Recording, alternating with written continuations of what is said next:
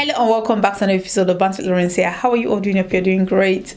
For today's episode, I want to talk about activist harassing Gwamnishu. Harrison is in hot waters. Harrison is trending online and not for good reasons. According to people, Harrison stole money to get ready for Dirty December.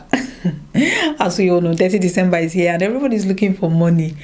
The IJBs will soon be back, and the home base, they want to oppress, or they want to show that they too they have money. So Harrison needs money. Harrison needed money to prepare for his own Dirty December. Now allegedly, Harrison took 5.4 million out of money meant to be paid to kidnappers. Now this is not funny. This is not even a funny matter, because there are cases whereby kidnappers are paid money. You will hear that people are kidnapped, and after paying the ransom, those people get killed. Now we don't even know if the kidnappers actually receive the money and then kill these people, or if they are just so wicked they collect the money and they kill the victims. Now, this case started when a newly married couple, were kidnapped in Edo State, Auchi, I think, just in front of their house. I think they go back from work or they go back from church, parked in front of their house, and then kidnappers accosted them and kidnapped them in their family house, in their matrimonial house. Now, that news went viral because the kidnappers released videos of the couple crying, begging for help. We could hear the man saying that his wife is pregnant and they want to rape her, that everybody should please help. It was such a touching video, because you could just imagine two people who were just married, trying to start their life, and then they kidnapped them in their house, in front of their bedroom, basically. So people started raising alarm. People started donating. People were begging the government to help. Insecurity in Nigeria is just going up. So as everybody was contacting the police, contacting government, contacting VDM, they also contacted Harrison. So Harrison is an activist based in Port Harcourt. They called Harrison to say, Harrison, please help us, because according to the guy who called Harrison, the parents of one of the victims, called him and said, I've seen you work with Harrison, or I've seen you post Harrison, and he has also seen Harrison online doing activities. So he said, please call Harrison to help me get my son or my daughter back. The man in question called Harrison. He said he put it on speaker. Harrison gave them directions, said he was going to help, told them when he was going to come to Edo State, because Harrison basically is in Port Harcourt. So he told them, keep in contact with the kidnappers and all that. So at the end of the day, the victims' siblings came to an arrangement with the kidnappers. I think they wanted, is it 20 million or is it 10 point something million that they wanted for the two of them to be released, because initially they asked for 50 million, but they negotiated, I think, 10 million naira. Now they told Harrison that they had negotiated with the kidnappers, and the kidnapper, they just gave him all the information. According to the story, Harrison said okay, that he will be coming the next day. He will be the one to take the money to the kidnappers. Now Harrison arrived Edo State. He was lodged in a hotel. The family went to visit him with the money. So when they got there with the money, according to the guy that was narrating the story, he said that since he hadn't met Harrison before, and Harrison is not from their area, he told one of the siblings of the victim to stay with Harrison. Don't let him go alone to give them the ransom, which was the wisest thing they could have done at that point. Now, the guy stayed behind, or I don't think Harrison knew that the guy was going to go with them, but he just thought the guy was there and he would not have the mind to go into the bush with them to give the ransom. Unfortunately for Harrison, before then, Harrison has taken out 5.4 million from the money, and he had put it in different bags as his own commission. Just imagine, allegedly. Now, on the day that they were going to give the ransom to the kidnappers, the two brothers actually wanted to go, and the guy who connected them with Harrison said, no, you can't go with these people. What if one of your siblings is already there and the two of you going is too risky? What if they kidnap you also? Once they know that you're related, they can kidnap you. So the guy said, okay, that makes sense, that he's going to go alone and not with two of the siblings. On getting to the location, I think they thought maybe the kidnappers would give them release the victim and just take the money and go without counting the money. But these were smart kidnappers. They sat down, they counted the money, and the money was short. So instead of releasing the husband and the wife, they released the wife. Now, the siblings of the husband, because they were the ones that went there, they arranged for the money and everything, they called the guy who connected them to Harrison to say, listen, don't let Harrison leave the hotel because Harrison took money from the ransom. The guy said he was confused, like, why would Harrison do such a thing? Because this is life and death. We've heard stories where kidnappers kidnap people and kill them. So this is not like, these are real kidnappers, by the way. This is not a planned kind of kidnapping where a sibling will kidnap one of the siblings and say, okay, if you don't give us money, we're not going to release these people. These are actual kidnappers. They called Harrison and said, did you take money from the ransom? Harrison said, no. What? He did not take any money. This, that. They said the money is not complete, that they counted the money and the money is not complete. Harrison now then said he works differently, that he took some money out of it. They said, how much did you take? Harrison couldn't say anything, according to the guy. So he told Harrison to come back. He called the police, and then the police called Harrison. He said they were trying his number. His number was not going through. Eventually, Harrison came back and brought, according to them, they searched his vehicle and they saw 5.4 million. Now, it wasn't like he took out the money and just put it in one place. Let's say that is how you operate, but Harrison took the money and just separated the money in different places so that people will not know. Because let's say you have 5.5 million in one, people will know, okay, what is that money for? So he separated the money. Eventually they took the money. There were videos of where Harrison gave the money back. Now they now told Harrison to come back and let them go back and see how they could get the man, because they released the wife, but the man is still in kidnappers den. So come back and let's complete the mission. Harrison refused. And then news started flying that Harrison was communicating with the kidnappers. Nobody knew how Harrison got their contact, because according to the brothers, they never gave Harrison the kidnappers' number. They were the ones communicating with the kidnappers, that they never gave Harrison the kidnappers' number. So how did he know?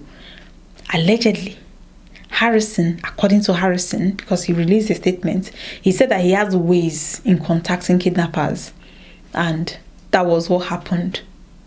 So,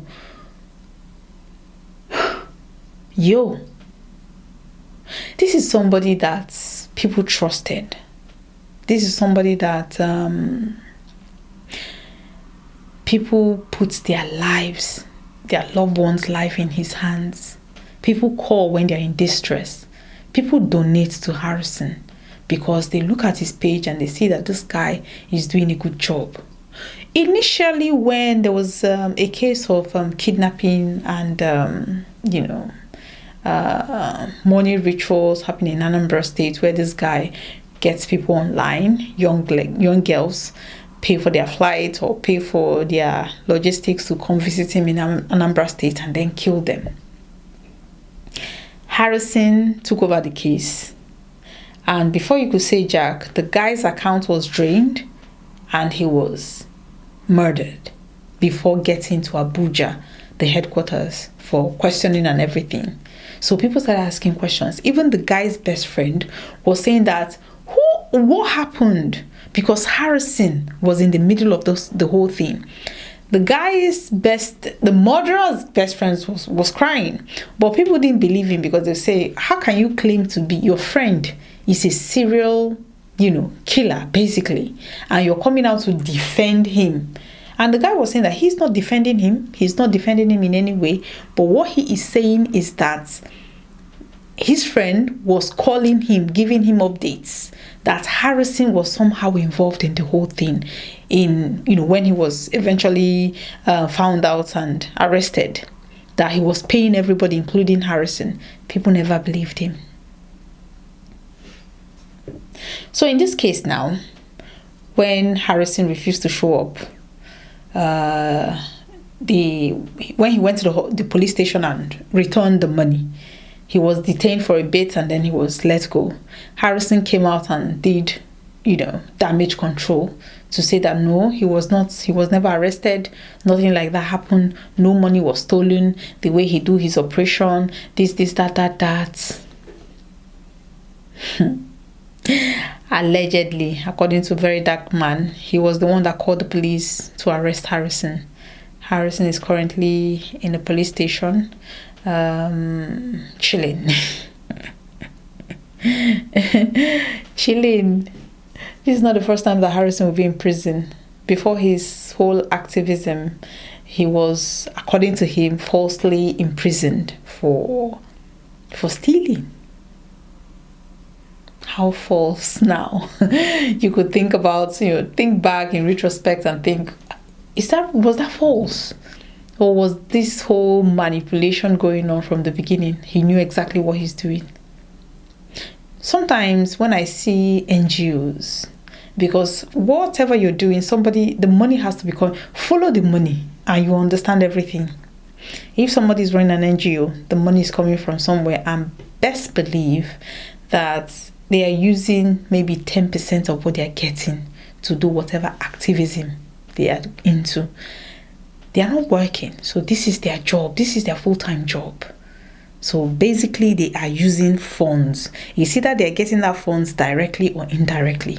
But somehow they are making money from it, whether you like it or not. So before you call somebody an activist, or you get an activist to be involved with whatever you're doing, ask the hard questions. How do you make money? If that person is going to fly to you, do whatever they're going to do, lodge in a hotel, that costs money.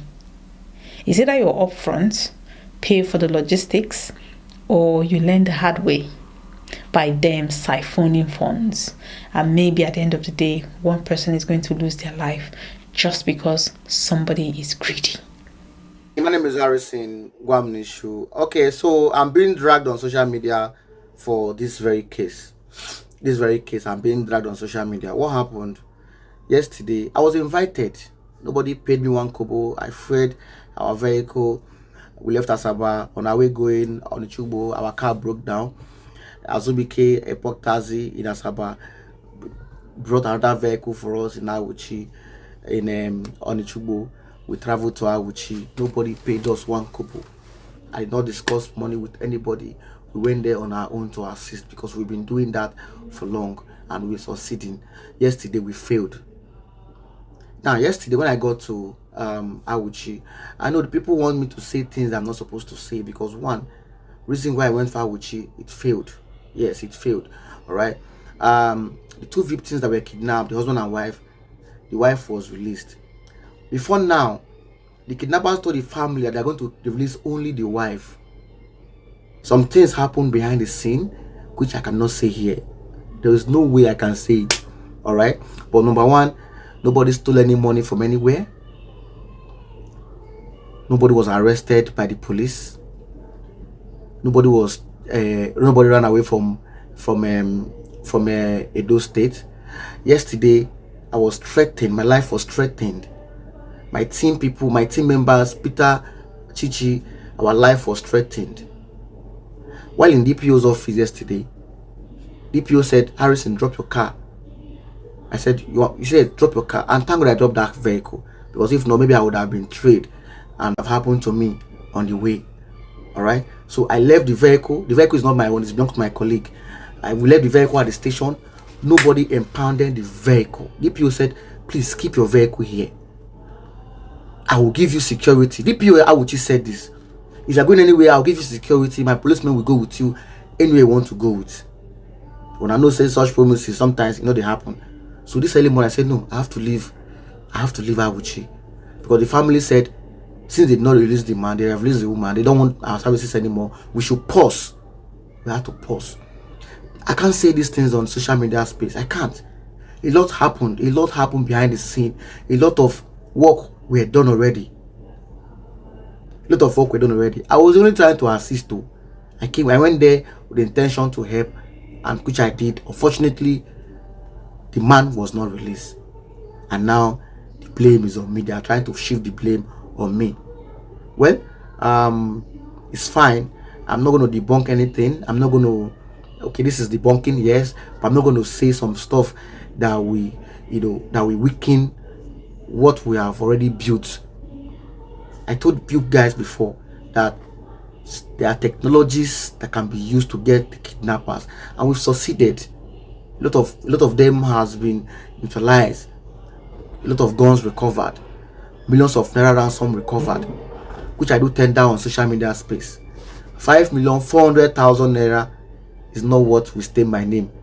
Not on this mission. It's not possible. So every mission to strike, every